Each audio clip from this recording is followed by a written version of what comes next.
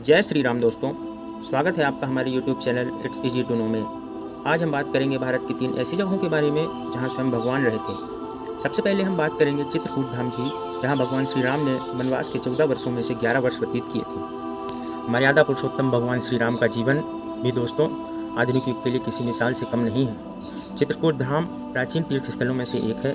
यह चित्रकूट धाम मंदाकिनी नदी के किनारे स्थित है। करबी, सीतापुर, कामता और नया गांव के आसपास का वन क्षेत्र चित्रकूट के नाम से जाना जाता है। चित्रकूट का अर्थ है चित्र प्लस कूट, जहां चित्र का अर्थ होता है अशोक और कूट का अर्थ है शिखर। इस वन क्षेत्र में अशोक के वृक्ष अधिक मात्रा में पाए जाते थे, इसलिए इसका नाम चित्रकूट पड़ा। दोस्तों, गोस्वामी तुलसीदास जी ने चित्रकूट का वर्णन करते हुए लिखा है कि जब संसार में अंधेरा छा जाएगा, उसके बावजूद भी भगवान श्री राम की कृपा से चित्रकूट को कुछ भी नहीं होगा। पौराणिक कथाओं के अनुसार सती अनसुईया ने ब्रह्मा, विष्णु और महेश को यहीं चित्रकूट में ही जन्म दिया था। बता दें दोस्तों, इसी स्थल पर भगवान श्री राम ने माता सीता के साथ 99 महारास किए थे, और जब 100वां महारास करने जा रहे थे तब दैत्य ने विघ्न उत्पन्न कर दिया था और वो महारास अधूरा रह गया था। बाद में वही महारास वृंदावन में पूर्ण हुआ था। दोस्तों, अगर आप भी चित्रकूट धाम के दर्शन करना चाहते हैं तो बता दें, यहाँ विभिन्न पर्यटक स्थल भी मौजूद हैं, जैसे कि भरतकूप, हनुमान धारा, अनसुईया आश्रम, जानकी कुंड, रामघाट, कामतगिरी, स्फटिक शिला। यहाँ लाखों की तादाद में श्रद्धालु अपनी मनोकामना पूर्ण होने की कामना करते हैं। यहाँ पर स्थित रामघाट का वर्णन रामायण में भी मौजूद है। दोस्तों, वाल्मीकि रामायण में वर्णित श्लोक चित्रकूट के घाट में भय संतन की भीड़, तुलसीदास चंदन घिसे तिलक देत रघुवीर। रामघाट के बारे में ही कहा गया है कि दूर दराज से आने वाले श्रद्धालुओं की यात्रा रामघाट में स्नान के बाद ही शुरू होती है। मंदाकिनी नदी के किनारे बने रामघाट में अनेक क्रियाकलाप चलते रहते हैं। शाम को होने वाली यहाँ की आरती मन को बहुत सुकून पहुँचाती है। दोस्तों, अगर आप यहाँ जा रहे हैं तो आरती में शामिल जरूर हों। दोस्तों, अब हम बात करेंगे नंदगांव की। नंदगांव का नाम भगवान कृष्ण के पालक पिता नंद बाबा के नाम पर पड़ा है, जो चरवाही समुदाय के मुखिया थे। नंदगांव का शाब्दिक अर्थ है दोस्तों नंद का गाँव। किंवदंती के अनुसार नंद बाबा और उनका परिवार अत्याचारी राजा कंस के क्रोध से बचने के लिए गोकुल से नंदगांव चले गए थे, जो भगवान कृष्ण के मामा थे और उन्हें मारना चाहते थे। नंदगांव वह स्थान है दोस्तों जहां भगवान कृष्ण ने अपने भाई बलराम, अपनी प्रिय राधा और अपने दोस्तों के साथ अपना बचपन और युवावस्था बिताई।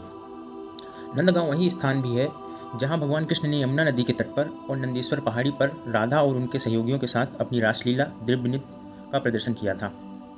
नंदगांव भगवान कृष्ण की जन्मस्थली मथुरा से लगभग 50 किलोमीटर और राधा की जन्मस्थली बरसाना से लगभग 8 किलोमीटर दूर स्थित है।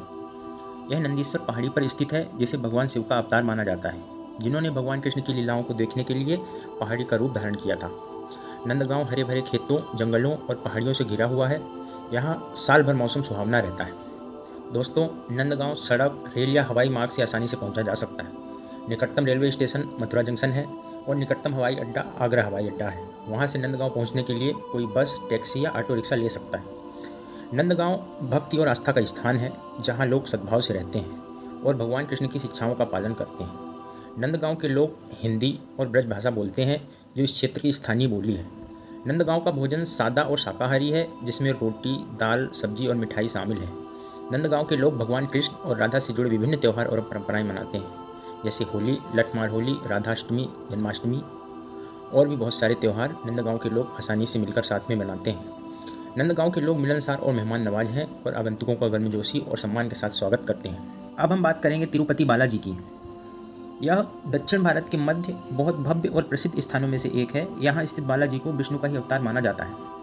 दोस्तों, यह स्थल आंध्र प्रदेश के चित्तौड़ जिले में है। यह दक्षिण में स्थित तालाब तिरुमाला के पास बना है।